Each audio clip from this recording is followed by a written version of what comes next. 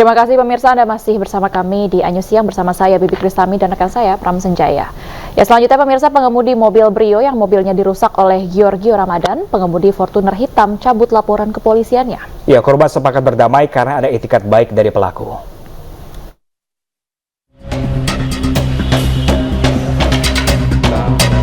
Ari Widianto, pengemudi mobil Brio yang mobilnya dirusak oleh Giorgio Ramadan, pengemudi Fortuner hitam, mencabut laporan kepolisiannya di Polres Metro Jakarta Selatan Jumat siang tadi.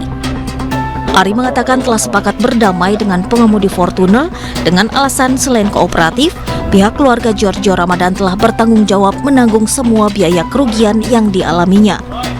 Ari juga mengajukan restoratif justice kepada Polres Metro Jakarta Selatan. Dengan ini saya mencabut laporan saya yang saya laporkan kepada Polres Metro Jakarta Selatan pada tanggal 12 Februari 2023. Adapun alasannya karena adanya etikat baik dan minta maaf dari saudara Giorgio kepada saya dan keluarga, dan juga adanya perjanjian bahwa saudara Giorgio tidak akan mengulangi perbuatannya kembali. Dan juga ada komitmen dari saudara Giorgio dan keluarga bahwa akan mengganti kerugian atas kerusakan yang saya alami pada saat peristiwa tersebut. Saya ingin minta maaf sebesar-besarnya kepada selaku yang telah saya berikan. Sebelumnya, Giorgio Ramadan, pengemudi mobil Fortuner yang melakukan pengerusakan, telah mengakui perbuatan dan meminta maaf kepada korban di depan para awak media saat press release di Mapolres Jakarta Selatan. Giorgio Ramadan, pengendara mobil hitam, tiba-tiba mengamuk dan merusak mobil Ari Widianto di Jalan Senopati Kebayoran Baru, Jakarta Selatan, Minggu dini hari lalu. Pelaku awalnya keluar dan memukul mobil menggunakan senjata airsoft gun. Namun, seakan belum puas, pelaku kembali memukul menggunakan pedang hingga membuat kaca mobil pecah dan bodi mobil ringsek.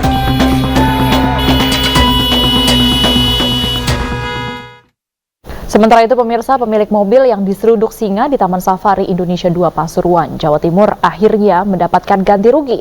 Peristiwa penyerudukan singa ini sempat viral di media sosial.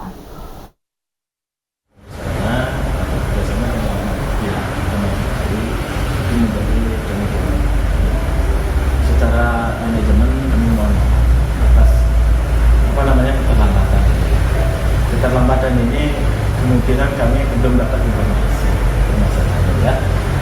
Untuk itu pada kesempatan yang baik ini kami Indonesia 2 Pasuruan Jawa Timur memberikan ganti rugi kepada pemilik kendaraan yang diseruduk singa yang terjadi beberapa waktu lalu. Bukan hanya pemilik mobil yang diseruduk singa, tapi setiap pengunjung dan kendaraan ditanggung asuransi, sehingga jika terjadi kerusakan kendaraan, maka perbaikan akan ditanggung. Hal ini dilakukan agar seluruh wisatawan nyaman saat berlibur bersama keluarga.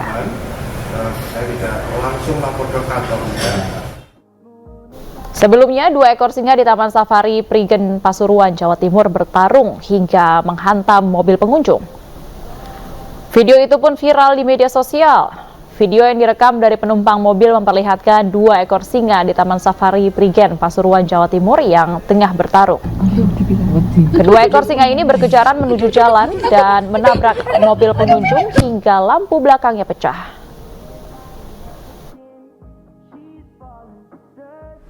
Pada saat ini pembayaran klaim telah dilaksanakan oleh Jasa Raja Putra. Dengan pengalaman ini, sebelum berkunjung ke tempat wisata, pastikan bahwa tempat wisata yang akan dikunjungi telah dilindungi oleh Jasa Raja. Segera melapor kepada pengelola apabila mengalami kejadian serupa, agar proses klaim oleh perusahaan kami dapat dilakukan. Sementara itu pemirsa, Gubernur Jawa Timur Khofifah Indar Parawansa terpeleset saat meninjau jembatan kaca di kawasan wisata Gunung Bromo di Kabupaten Probolinggo, Jawa Timur. Beruntung tidak ada luka serius pada peristiwa yang menimpa orang nomor 1 di Jawa Timur ini.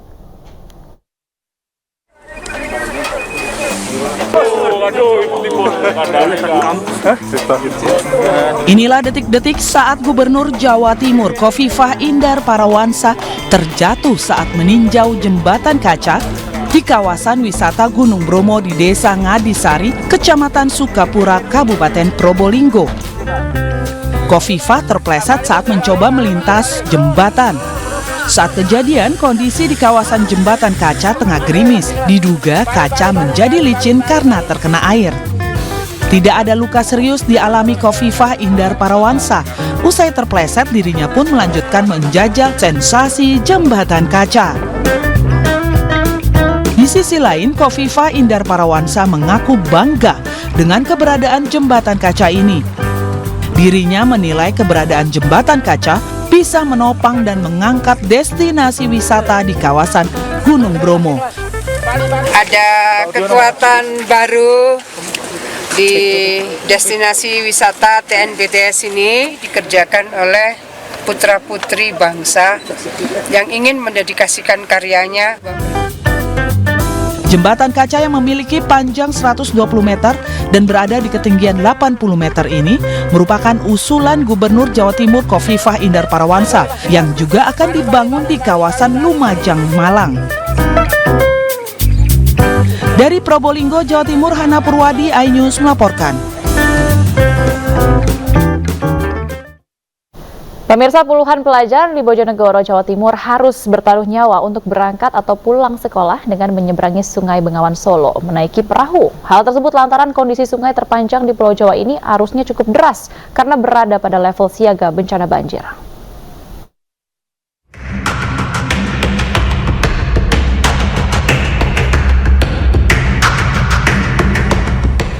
Salah satu penyedia jasa penyeberangan perahu Sungai Bengawan Solo ini berada di Komplek Taman Bengawan Solo atau TBS di utara Pasar Kota Bojonegoro.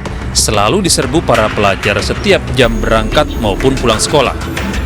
Jika tidak menggunakan perahu penyeberangan, para pelajar harus memutar hingga 6 km atau lebih melalui jembatan Sosrodilogo atau jembatan Kaliketek. Meski kondisi muka air Sungai Bengawan Solo saat ini tinggi dan berstatus siaga bencana banjir, namun para pelajar mengaku tidak khawatir meski nyawa mereka bisa terancam jika sewaktu-waktu jatuh dari atas perahu. Meski arus cukup deras, penyedia jasa perahu tidak memberikan pelampung untuk penumpangnya. Sekali jalan, pelajar harus membayar ongkos Rp1.000. Ini setiap hari ya naik perahu? Setiap hari. Bayar berapa naik perahu? 1.000. 1.000. Nggak takut ini airnya besar ini? Sabun biasa, Mas. Udah biasa ya? Sementara itu, tinggi muka air Sungai Bengawan Solo di Bojonegoro terus meningkat. Saat ini, ketinggian air di utara Pasar Kota Bojonegoro sudah menyentuh angka 13,80 meter di atas permukaan laut. Pihak BPBD setempat pun menetapkan Sungai Bengawan Solo pada siaga kuning atau kurang 20 cm dari siaga merah. Dari Bojonegoro, Jawa Timur, Dedi Mahdi, iNews melaporkan.